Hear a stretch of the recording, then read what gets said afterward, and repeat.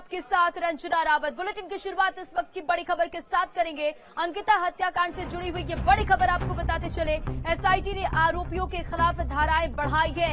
यौन उत्पीड़न और अनैतिक देह व्यापार की धाराएं बढ़ाई गई है। तो बड़ी खबर, बड़ी जानकारी आपको अंकिता हत्याकांड से जुड़ी हुई बताते चले।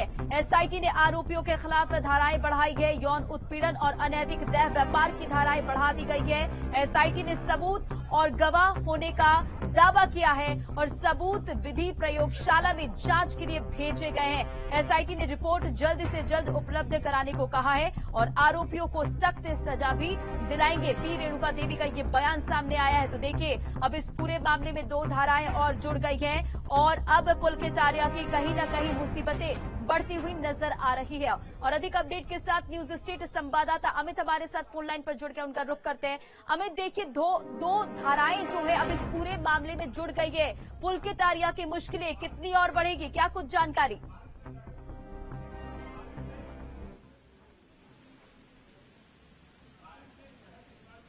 अमित, आप तक आवाज पहुंच रही है?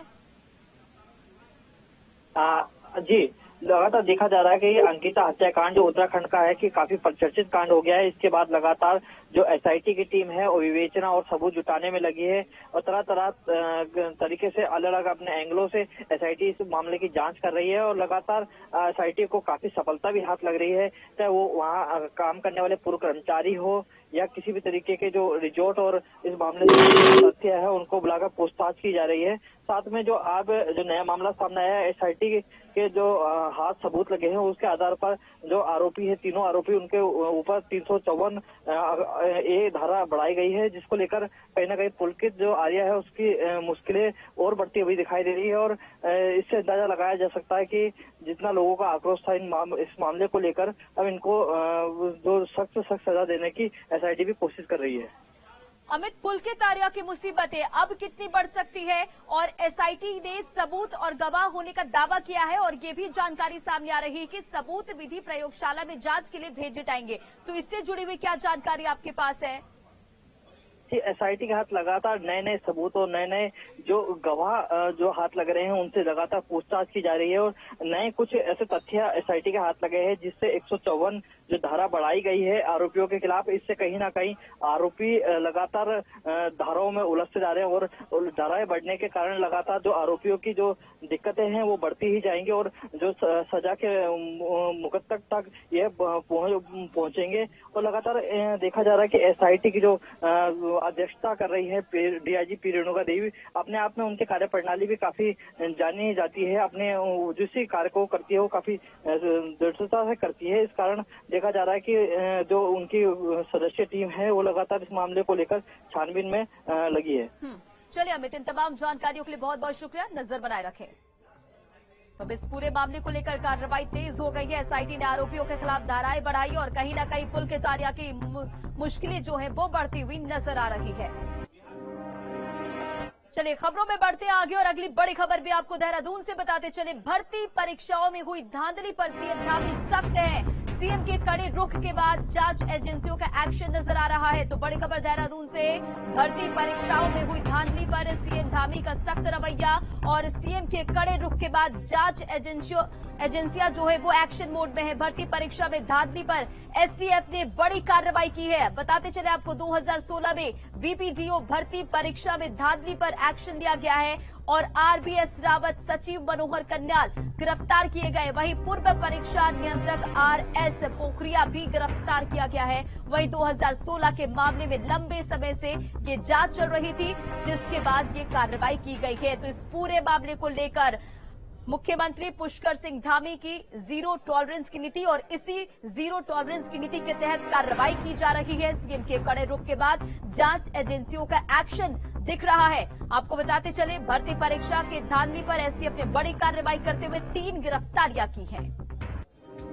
भर्ती परीक्षा में धांधली पर सीएम धामी सख्त। सीएम के कड़े रुख के बाद एक्शन में जांच एजेंसियां। UKSSC के पूर्व चेयरमैन समेत 3 गिरफ्तार।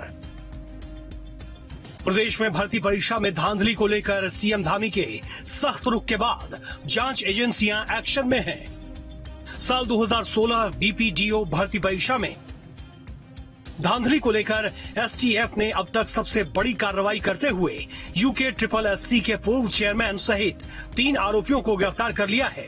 एसटीएफ ने पूर्व चेयरमैन RBS रावत, सचिव मनोहर कन्याल, पूर्व परीक्षा नियंत्रक RS पोखरिया को गिरफ्तार किया है। BPDO भर्ती परीक्षा धांधली में 6 साल बाद ये बड़ी कार्रवाई हुई है, जिसमें सीएम धामी ने एक नई लकीर खींच दी है। सीएम ने एसटीएफ के इस कार्रवाई की सराहना की। साथ ही सीएम धामी ने कहा, युवाओं के हितों को ध्यान में रखकर हम भविष्य की सभी भर्ती परीक्षाओं को स्वच्छ और पारदर्शी तरीके से कराने हेतु प्रतिबद्ध हैं। भ्रष्टाचार के दीमक को जड़ से खत्म करने को लेकर हमारी सरकार कृत संकल्पित है। 2016 भर्ती परीक्षा धांधली की बात करें तो उत्तराखंड अधीनस्थ सेवा चयन आयोग की तरफ से 6 मार्च 2016 को ग्राम पंचायत विकास अधिकारी चयन परीक्षा करवाई गई थी और 30 मार्च 2016 को परीक्षा का परिणाम घोषित किया गया था। परीक्षा में धांधली की शिकायत पर प्रदेश सरकार की तरफ से साल 2017 में तत्कालीन अपर मुख्य सचिव की अध्यक्षता में जांच कमेटी का गठन किया गया था। फिलहाल सीएम धामी के सख्त निर्देश के बाद अब जांच एजेंसियां एक्शन में है और प्रदेश भर में एक के बाद एक ताबड़तोड़ कार्रवाई की जा रही है। सुरेंद्र डसीला के साथ टीन न्यूज स्टेट। उत्तरकाशी से अगली खबर, UKSSC पेपर लीक का ये जुड़ा हुआ पूरा मामला है। मुख्य आरोपी हाकम सिंह के रिजॉर्ट पर बुलडोजर चला है। फिर से राजस्व विभाग ने 3 भवनों पर बुलडोजर चलाया है। तो बड़ी खबर उत्तरकाशी से, UKSSC पेपर लीक से जुड़ा हुआ ये पूरा मामला और लगातार इस पूरे मामले पर कार्रवाई होती हुई नजर आ रही है। वहीं ये तस्वीरें भी देखिए, मुख्य आरोपी हाकम सिंह के रिजॉर्ट पर बुलडोजर चला है। राजस्व विभाग ने 3 भवनों पर बुलडोजर चलाया है। सरकारी जमीन पर भवन बनाने का आरोप लगा है और इस पूरे मामले में कार्रवाई की जा रही है। उत्तरकाशी में UKSSC पेपर लीक के मुख्य आरोपी हाकम सिंह के रिजॉर्ट पर आज फिर से बुलडोजर चला है और आरोपी हाकम सिंह की मुसीबतें दिन प्रतिदिन बढ़ती हुई नजर आ रही है।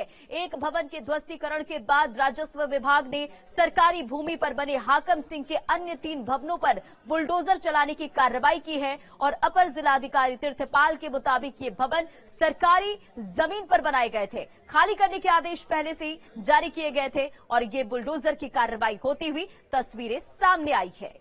तो जो अतिक्रमण के संबंध में हम लोग पहले ही हम रिपोर्ट कर चुके हैं आप लोगों को और अभी वर्तमान में वहाँ कार्रवाई चल रही है। जो अभी आज 3 के भवन है, एक भवन को तोड़ा जा चुका है और बाकी हमारी टीम वहाँ मौके पे है और वो आगे कार्रवाई कर रहे हैं। लेकिन इसमें थोड़ा बताया जा रहा है मुझे कि अभी गाँव वालों को चल रहा है। और हमारे संवाददाता जगमोहन सिंह फोन लाइन पर जुड़ गए, उनका रुख करते हैं। जगमोहन, इस पूरे मामले पर फिर से कार्रवाई, फिर से बुलडोजर चला है, क्या कुछ जानकारी और क्या अपडेट है आपके पास? जी देखिए, जिस तरीके से UKSSC के जो मुख्य आरोपी है हाकम सिंह और जिला पंचायत सदस्य की है वो शांति वार्ड से, और उनकी जो सरकारी भूमि है उस पर जो जिला प्रशासन और वन विभाग लगातार कार्रवाई कर रहा है। आज उनके 3 भवनों को फिर ध्वस्तीकरण किया गया है। हालांकि इससे पहले जो उनका रिजॉर्ट था उसको भी ध्वस्तीकरण किया गया था प्रशासन द्वारा। लेकिन अहम सवाल अब उठता है, क्योंकि जब ये भवन बनाए गए उस समय वन विभाग कहाँ था, उस समय जो जिला प्रशासन था उस समय कहाँ था? क्योंकि जब ये भवन का निर्माण किया गया था तो ये गोविंद वन्य जीव विहार और रिजर्व फॉरेस्ट में आता, तो उस समय क्यों नहीं कार्रवाई की वन विभाग ने? और जो अन्य जो सरकारी मशीनरी है, ये सरकारी जो अमला है, उस समय क्यों नहीं कार्रवाई करता? हालांकि अब क्यों जागा है प्रशासन? क्योंकि अब जब UKSSC का मामला उछला है उसके बाद कार्रवाई हो रही है, तो कहीं ना कहीं ये देखने वाली बात होगी, क्योंकि जो लोग हैं वहाँ के वो भी हाकम सिंह के पक्ष में खड़े हो रहे हैं वहाँ पे, और धरना प्रदर्शन और वो लोग वहाँ पे जो विरोध कर रहे हैं इन चीजों का कि अब क्यों तोड़ा जा रहा है, जब भवन बनाए गए हैं वहाँ पे सरकारी भूमि पर। और रिजर्व फॉरेस्ट एक अहम बात होती है, क्योंकि रिजर्व फॉरेस्ट में निर्माण करना बहुत ही कठिन होता है। तो किसने ये भूमि पर निर्माण करने की उनको अनुमति दी और कौन अधिकारी थे, कौन कर्मचारी थे जिन्होंने इनको अनुमति दी? जब UKSSC का जब मामला आया तब जाके ये कार्रवाई हो रही है। सरकार कहीं ना कहीं अब अपनी जिम्मेदारियों को निभा रही है, लेकिन उस समय कहाँ इनकी जिम्मेदारी थी जब ये भवन वहाँ पे बनाए गए, और कहाँ वन विभाग था? क्योंकि उन अधिकारियों की कार्रवाई होनी चाहिए जो उस समय वहां पे थे और जिन्होंने इस निर्माण को होने दिया। अब जिला प्रशासन लगातार कह रहा है कि जब जो भी भूमि है अगर सरकारी है और वन विभाग के अंडर में है तो उनको जो हाकम सिंह ने कब्जाई है तो उस पर ध्वस्तीकरण उसको अपने अंडर में लेने की बात जरूर कर रही है, लेकिन अहम सवाल ये उठता है कि उस समय ये अधिकारी कहाँ थे जब ये निर्माण होता है। वाकई जगमोहन, आपने बिल्कुल सही सवाल ये उठाए और ये सवाल भी लाजमी है। जरा ये बताइए, अब ये सवाल सामने आने के बाद क्या शासन प्रशासन की तरफ से कोई बयान आया है सामने, और आगे फिर इसे लेकर क्या कुछ कार्रवाई और हो सकती है? जी बिल्कुल, जिला प्रशासन का कहना है कि जो हाकम सिंह है उनकी भूमि की अभी भी वहाँ पे जो जांच हो रही है, कहाँ कहाँ ये सरकारी भूमि है और कितनी भूमि सरकारी है, और जो इनका रिजोर्ट है उसको पहले ही ध्वस्तीकरण किया गया और जो 3 जो और इनके भवन थे उनको भी आज ध्वस्तीकरण किया गया। हालांकि लोग हाकम सिंह के पक्ष में वहाँ पे खड़े हो रहे हैं। वो उनका ये कहना है कि उसके भवनों को नहीं तोड़ना चाहिए क्योंकि प्रशासन ने पहले बनने ही क्यों दिया इन भवनों को। तो कहीं ना कहीं लोगों का आक्रोश जरूर वहाँ पे सामने आ रहा है, लेकिन अब ये अहम सवाल ये है कि प्रशासन और जो सरकार और जिला प्रशासन किस पर कार्रवाई करेगा। क्या उन अधिकारियों की भी कार्रवाई होगी जो जिन्होंने इस भवनों को बनने दिया और उस समय क्यों नहीं ये देखा गया। हालांकि अब जो हाकम सिंह रावत हैं वो जेल में बंद हैं और अब जो लोग वहाँ पे प्रदर्शन जरूर कर रहे हैं, लेकिन जिला प्रशासन लगातार उनकी भूमि की जो है नाप जो कर रहा है और आप देख रहे हैं कि कहाँ कहाँ जो अवैध कब्जा हुआ है उस पर प्रशासन लगातार कह रहा है कि अब हम इस पर कार्रवाई करेंगे और उस भूमि का ध्वस्तीकरण करेंगे। चलिए, इन तमाम जानकारियों के लिए बहुत बहुत शुक्रिया। नजर बनाए रखें।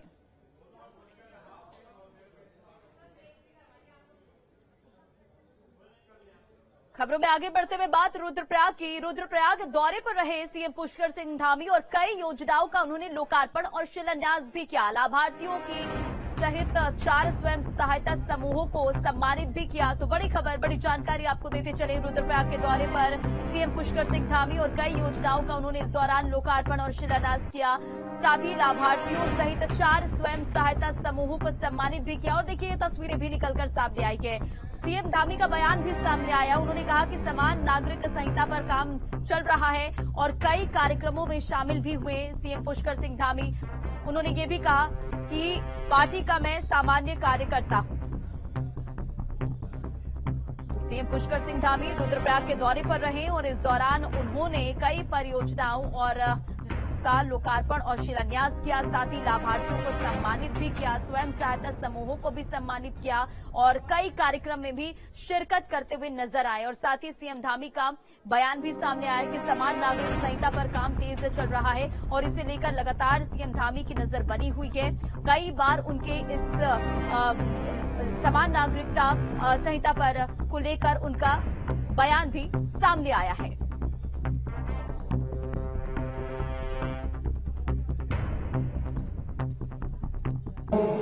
मुझे भी चुनाव से ठीक 6 महीने पहले मेरे जैसे सामान्य कार्यकर्ता पार्टी में लंबा अनुभव था, काम करने का काफी कालखंड मैंने भी लगाया था। जो कुछ सीख सका था मैंने सीखने का प्रयास किया। पार्टी की नीति रीति पद्धति, पार्टी का जो भी आदेश होता था उस आदेश के अनुसार हमेशा काम करता था। अचानक मुझे बिल्कुल जानकारी नहीं थी कि मुझे दायित्व दिया जाने वाला है। भारतीय जनता पार्टी में कभी भी किसी भी कार्यकर्ता को कोई भी जिम्मेदारी दे दी जाती है। कई बार हम लोगों को लगता है कि हम लोग काम करते रहते हैं, हमको कोई देखने वाला नहीं है। कई बार जो लोग वहां बैठे होते हैं वो लोग यहां बैठने लगते हैं और यहां बैठने वाले कब वहां आ जाएंगे यह भी किसी को पता नहीं चलता। मैं भी आप ही से सामान्य कार्यकर्ता के रूप में जहां पार्टी का काम होता था वहां पार्टी भेज देती थी। उत्तराखंड इस दिशा में पहला राज्य होगा जहां पर देश के अंदर लंबे समय से उठने वाली आवाज, और हमने तो तर्क दिया चुनाव से पहले 12 फरवरी 2022 को मैंने उत्तराखंड की देवतुल्य जनता के सामने अपनी पार्टी का संकल्प रखा कि नई सरकार का गठन होते ही हम समान नागरिक संहिता का कानून बनाएंगे। उसके पीछे हमारा तर्क था कि उत्तराखंड जहां देवभूमि है, उत्तराखंड जहां वीर भूमि है, सैनिक बाहुल्य प्रदेश है, जहां हमारा गंगा का प्रदेश है, यमुना का प्रदेश है, अनेकों देवों का स्थान है, या तो इस प्रदेश के अंदर रहने वाला कोई भी हो, किसी धर्म का हो, किसी पंथ का हो। चलिए खबरों में बढ़ते आगे और बात देहरादून की बड़ी खबर आपको बताते चले। पंचायत चुनाव पर सियासत तेज नजर आ रही है। कांग्रेस प्रदेश अध्यक्ष का प्रदेश सरकार पर बड़ा हमला। बताते चले आपको, करण माहरा ने सत्ता के दुरुपयोग का आरोप लगाया है। तो बड़ी खबर देहरादून से, जहां पंचायत चुनाव पर सियासत तेज होती हुई नजर आ रही है। माहरा ने सत्ता के दुरुपयोग का आरोप लगाया है। कांग्रेस प्रदेश अध्यक्ष का प्रदेश सरकार पर यह बड़ा हमला और करण माहरा ने सत्ता के दुरुपयोग का आरोप लगाया है। तो बड़ी खबर देहरादून से, जहां पंचायत चुनाव पर सियासत तेज होती हुई नजर आ रही है। कांग्रेस प्रदेश अध्यक्ष का प्रदेश सरकार पर यह बड़ा हमला और ये बयान भी सामने आया है। करण माहरा ने सत्ता के दुरुपयोग का आरोप भी लगाया है।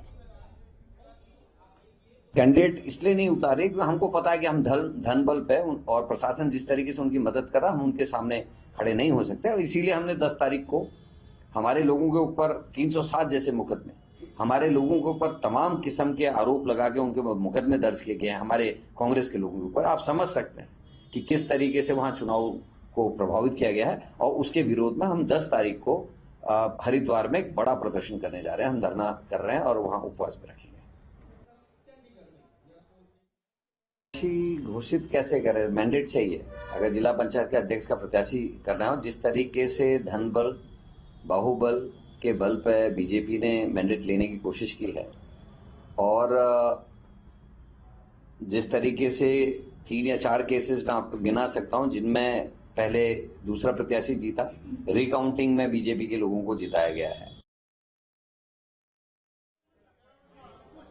और खबर देहरादून से, चांदवारी गांव को 82 साल बाद मिली सौगात। मंत्री गणेश जोशी ने सड़क मार्ग का शिलान्यास किया है। तो बड़ी खबर देहरादून से, जहां चांदवारी गांव को 82 साल बाद सौगात मिली है। मंत्री गणेश जोशी ने सड़क मार्ग का शिलान्यास किया, जिससे लोगों में भी काफी खुशी है। घखोड़ ग्राम पंचायत में सड़क मार्ग का शिलान्यास करते हुए तस्वीरें भी निकलकर सामने आई है और ग्रामीणों ने मंत्री गणेश जोशी का आभार भी जताया है। तो 82 साल बाद अब चांदमारी गांव को एक बड़ी सौगात मिली है और इसे लेकर गांव के लोगों में भी काफी उत्साह है। मंत्री गणेश जोशी ने सड़क मार्ग का शिलान्यास किया है और इसके बाद जो लोगों में भी काफी उत्साह है। और घघोड़ ग्राम पंचायत में सड़क मार्ग का शिलान्यास करते हुए ये तस्वीरें भी देखिए मंत्री गणेश जोशी की सामने आई है। ग्रामीणों ने भी मंत्री गणेश जोशी का आभार जताया है।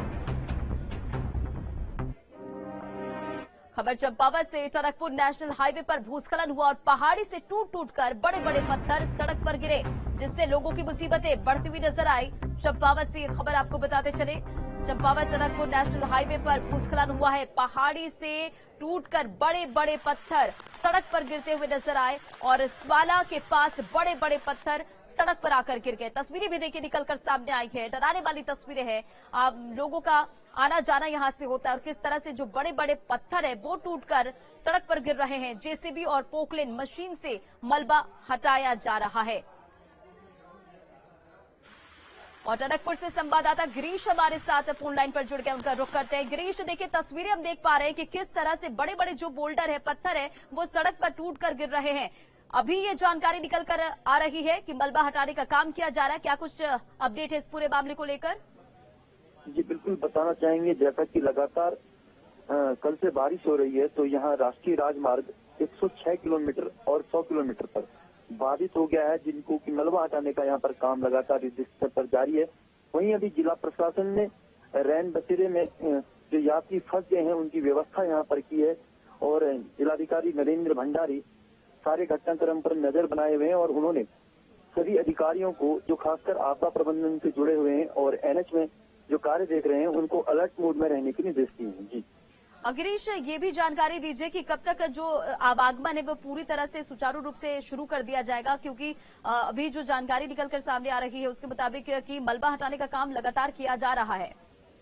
जी बताना चाहेंगे, यहाँ पर 106 किलोमीटर है राष्ट्रीय राजमार्ग में स्वाला अमोली, जहाँ पर भारी भूस्खलन लगातार हो रहा है क्योंकि लगातार बारिश हो रही है और मलबा भी हटाया जा रहा है, लेकिन पहाड़ी से फिर मलबा आ जा रहा है।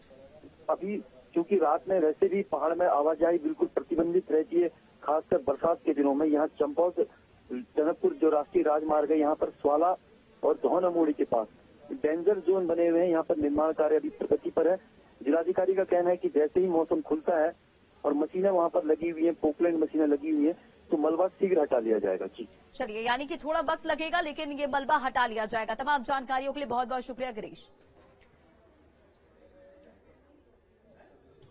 खबर चमोली से, बारिश से तापमान में भारी गिरावट दर्ज की गई है। हेमकुंड साहिब में भारी बर्फबारी हुई है। तो बड़ी खबर आपको चमोली से बताते चले, जहां लगातार मौसम का मिजाज बदल रहा है और बारिश से तापमान में भारी गिरावट दर्ज की गई है। हेमकुंड साहिब में भारी बर्फबारी हुई है। हेमकुंड साहिब पहुंचे श्रद्धालु बर्फबारी का लुत्फ उठाते हुए भी नजर आ रहे हैं। तो ये दो तस्वीरें देखिए।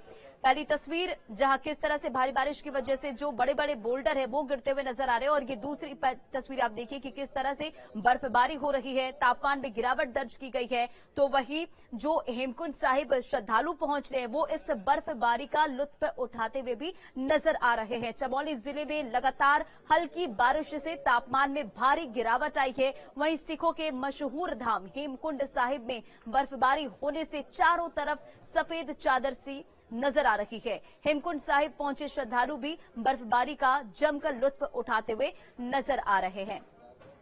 तस्वीरें देखिए, जिस तरह से बर्फबारी हो रही है, तो वहीं जो श्रद्धालु पहुंच रहे हैं वो भी इस बर्फबारी का लुत्फ उठाते हुए दिख रहे हैं।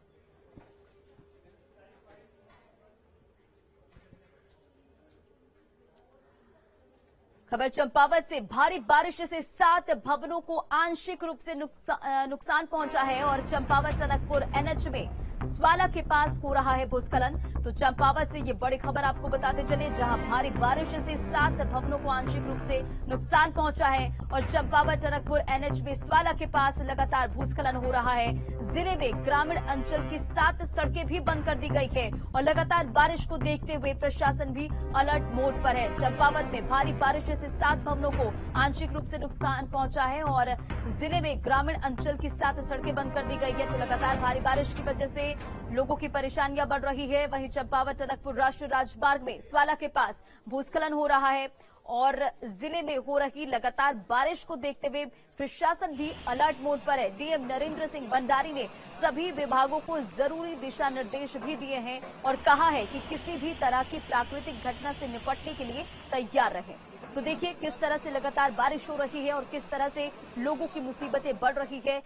राष्ट्रीय राजमार्ग पर बड़े बड़े पत्थर, सड़कों पर पत्थर गिर रहे हैं और किस तरह से जेसीबी के जरिए लगातार मलबा को हटाने का काम भी किया जा रहा है। तो वही प्रशासन भी जरूरी दिशा निर्देश विभागों को देते हुए भी नजर आ रहा है।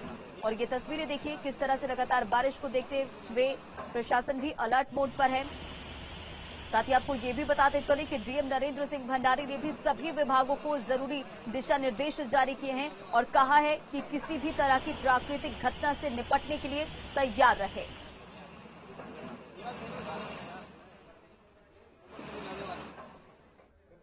खबर बागेश्वर से, जहां जिले में 2 दिनों से रुक रुक कर बारिश हो रही है और तापमान भी लुढ़क गया है। जिले के घाटी वाले इलाके में बारिश का सिलसिला जारी है। उच्च हिमालयी इलाकों में बर्फबारी लगातार हो रही है। तो खराब मौसम के चलते डीएम रीना जोशी ने 8 अक्टूबर को जिले के 1 से 12 अक्टूबर तक सरकारी निजी आंगनबाड़ी स्कूलों में छुट्टियां घोषित कर दी है। देखिए लगातार भारी बारिश की वजह से तापमान में गिरावट दर्ज की गई है। बागेश्वर से यह खबर, 2 दिनों से लगातार रुक रुक के बारिश हो रही है और लोगों की भी मुश्किलें जो है वो बढ़ती हुई नजर आ रही है।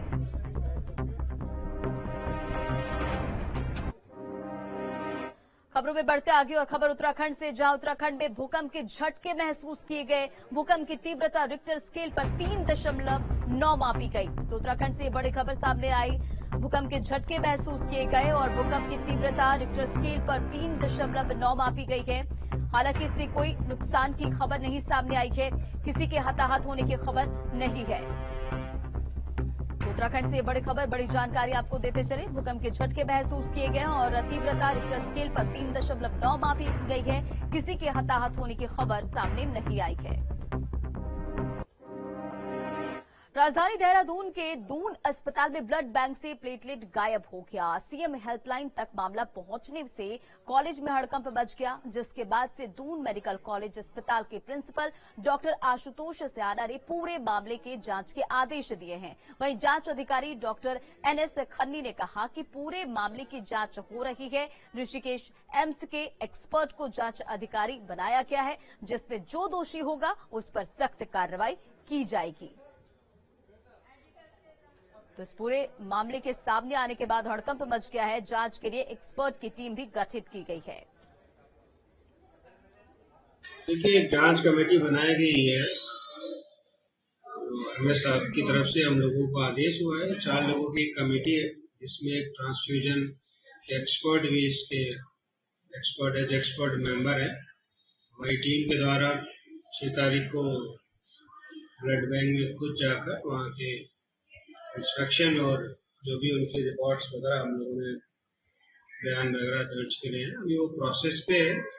जब इसकी जांच की जो पूरी रिपोर्ट आएगी तो हमारी टीम जो है हेयर अथॉरिटी को इसको सबमिट करेगी, तभी इसके बारे में बोला जाना उचित है।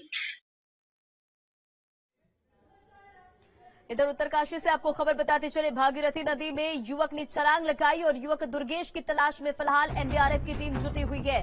तो बड़ी खबर उत्तरकाशी से, जहां भागीरथी नदी में एक युवक ने छलांग लगा दी है और युवक की तलाश फिलहाल एनडीआरएफ की टीम कर रही है। युवक का नाम दुर्गेश बताया जा रहा है। देखिए, तस्वीरें भी निकलकर सामने आई है। एनडीआरएफ की टीम तलाश कर रही है और 11 सदस्यीय एनडीआरएफ की टीम लगातार युवक की तलाश में जुटी हुई है। 2 लोगों की आपदा प्रबंधन की टीम भी तलाश में लगी हुई है। 2 पुलिसकर्मी की टीम भी युवक की खोजबीन में लगी हुई है। तो युवक दुर्गेश की तलाश में लगातार एनडीआरएफ की टीम, 11 सदस्यीय एनडीआरएफ की टीम तलाश कर रही है।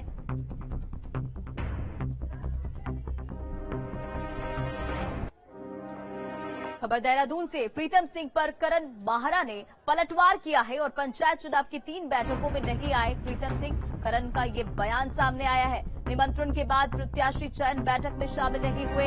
हरिद्वार चुनाव प्रभारी के खिलाफ बयानबाजी ठीक नहीं, माहरा ने ये कहा है। बताते चले आपको देहरादून से ये खबर, जहां प्रीतम सिंह पर करण माहरा का ये पलटवार सामने आया है। राज्य का चुनाव हुआ, उस चुनाव के बाद प्रभारी जी 3 बार आए। तीनों बैठकों में उक्त नेताजी नहीं आए। दिल्ली में जिस दिन हरिद्वार चुनाव के टिकटों की अंतिम मोहर लग रही थी, उस दिन मैं स्वयं उनको अशोका होटल में निमंत्रण देने गया, वो नहीं आया। तो उनका ये बयान मेरे समझ में नहीं आया कि उन्होंने ऐसा क्यों कहा, क्योंकि प्रभारी केवल टिकट वितरण और इत्यादि में कर सकता है, प्रचार में आने का आज तक कभी रहा नहीं। और जो लोग आरोप लगा रहे, वो जाने वो किस नियत से आरोप लगा रहे हैं, क्योंकि प्रभारी हमारे प्रदेश का चुनाव हारने के बाद 3 बार प्रदेश में आ चुके